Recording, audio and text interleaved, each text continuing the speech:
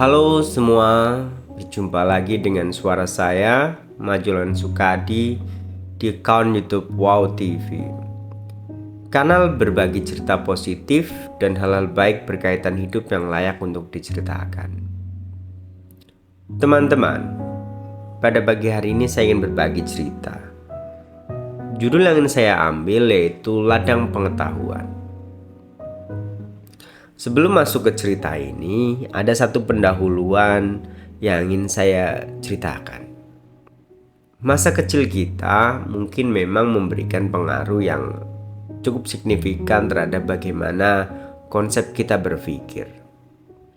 Begitu juga dengan judul ini, kenapa saya ingin mengatakannya judulnya yaitu Ladang Pengetahuan, atau pikiran kita adalah sumber pengetahuan yang tidak bisa kita remehkan.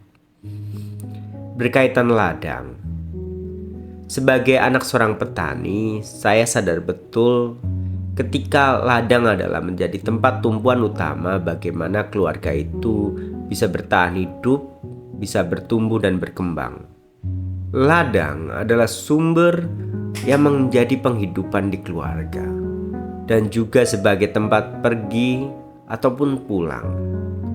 Sebagai sumber ketenangan, sebagai sumber penghidupan, segala suatu aspek kehidupan bisa terpenuhi di ladang. Saya ingat ayah saya adalah seorang petani. Setiap pagi setelah selesai di kegiatan rumah, mungkin memberi makan ayam ataupun ternak yang lain, hal yang beliau pikirkan tahap selanjutnya adalah ladang. Begitu juga sampai siang beliau mungkin akan pulang istirahat, nanti sore kembali lagi. Di zaman yang modern atau menjadi sumber pendidikan adalah menjadi bagian kehidupan, pekerjaan adalah ladang kita. Oleh karena itu, hari ini saya ingin berbagi momen kesadaran bagaimana mencintai pekerjaan kita, mencintai hal-hal yang kita lakukan. Atau di tahap yang mungkin saya hari ini, karena saya berpikir coba untuk menjadikan diri saya adalah sumber dari segala hal yang saya miliki atau saya punyai ataupun yang saya makan. Pikiran adalah ladang pengetahuan kita. Kenapa saya ingin bercerita pikiran adalah ladang pengetahuan kita? Karena sebagai seorang yang hidup di dunia kreatif atau seseorang yang hidup di dunia penciptaan, pikiran adalah ladang utama, tempat kita pulang dan pergi. Tempat kita mencari hal-hal baru, juga merawat hal-hal yang sudah ada. Memiliki pikiran yang lurus dan baik adalah hal yang harusnya kita jaga. Agama menjadikan kita sebagai tempat yang teduh untuk merawat pikiran dengan baik. Berkaitan ini, saya ingin membacakan sebuah syair drama pada berkaitan pikiran. Syairnya yaitu seperti ini. Pikiran adalah pelopor dari segala sesuatu. Pikiran adalah pemimpin, pikiran adalah pembentuk. Di sini dijelaskan pikiran manusia, pikiran kita membantu bagaimana mengarahkan baik tutur ataupun tindakan kita. Seperti itu. Ataupun ada hal lain berkaitan, biasanya kita memang suka dengan quote, karena quote seperti memberi mungkin seperti memberi booster gitu, memberi semangat kita ketika kita sedang mungkin kondisi kita sedang tidak baik atau kita sedang mood kita turun. Ketika menemukan quote, sebuah kutipan, kita seperti mendapat recharge kembali. Saya akan bacakan sebuah quote berkaitan pikiran dan imajinasi yang ditulis oleh Albert Einstein. Tulisannya yaitu seperti ini.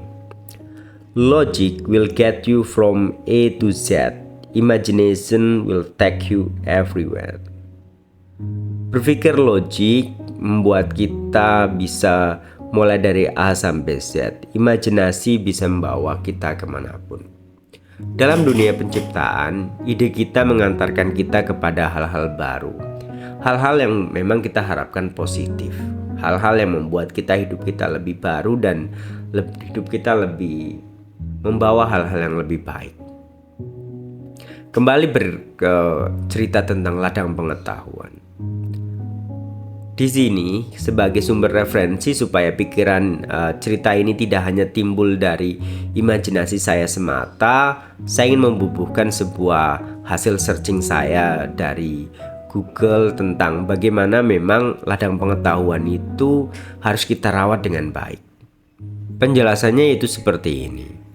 Ladang pengetahuan adalah seungkapan metaforik yang sering digunakan untuk menggambarkan dunia ilmu pengetahuan yang begitu luas tak terbatas. Membayangkan sebuah lahan yang begitu luas, penuh dengan berbagai jenis tanaman yang tumbuh dengan subur. Setiap tanaman mewakili satu bidang ilmu yang berbeda-beda, dari ilmu alam hingga ilmu sosial ataupun hal-hal lain yang memang kita butuhkan. Karena begitu luasnya isi pikiran bagaimana bisa mengarahkan kita, maka kita harus menjaga pikiran itu dengan baik.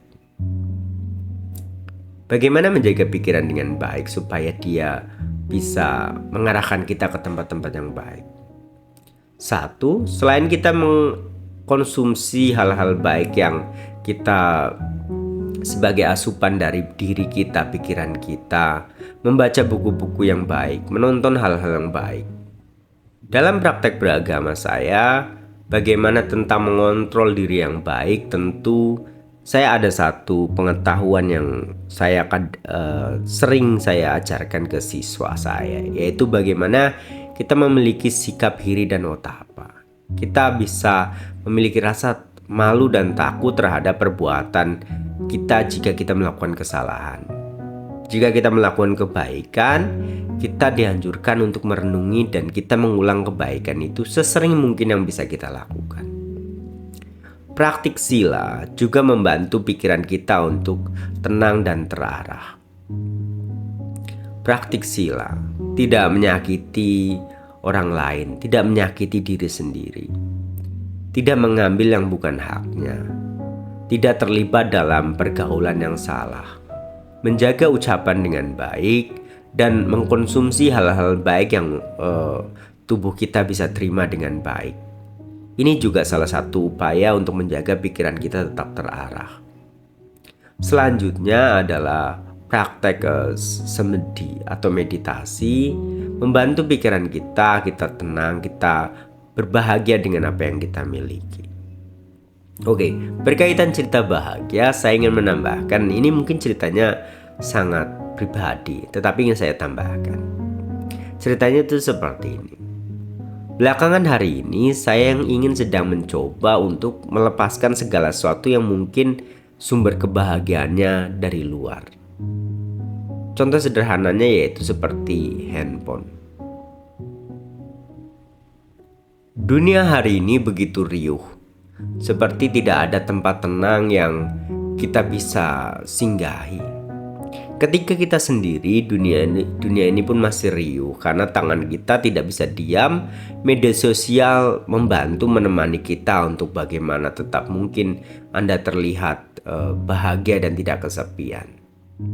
Tapi ternyata rupanya di balik itu semua, memang segala sesuatunya terkadang kita harus lihat dari dua sisi, positif dan negatif. Saya ingin berbagi cerita di hal yang mungkin sisi negatifnya ketika kita tidak memiliki ruang sendiri. Saya ingin menyebutnya ruang sendiri.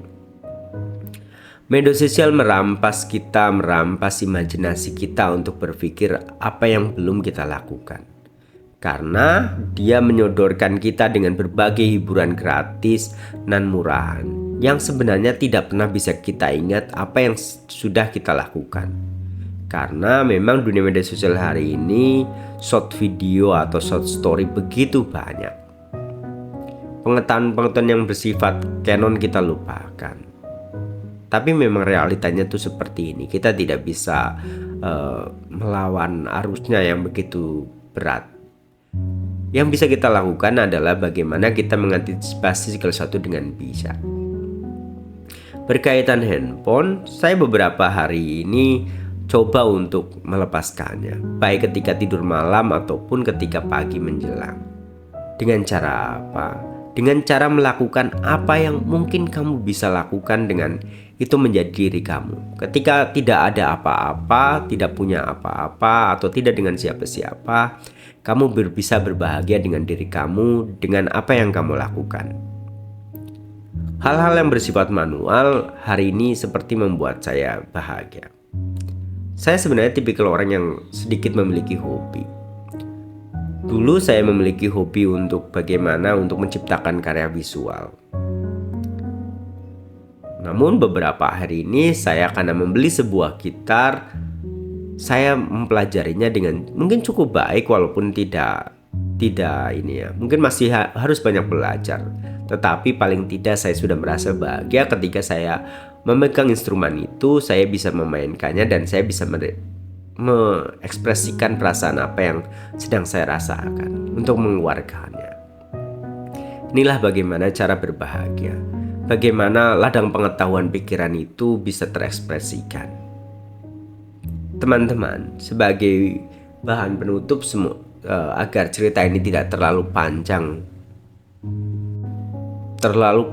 dan bias kemana-mana, saya ingin menyudahinya dengan satu syair Dhammapada yang tadi saya ucapkan.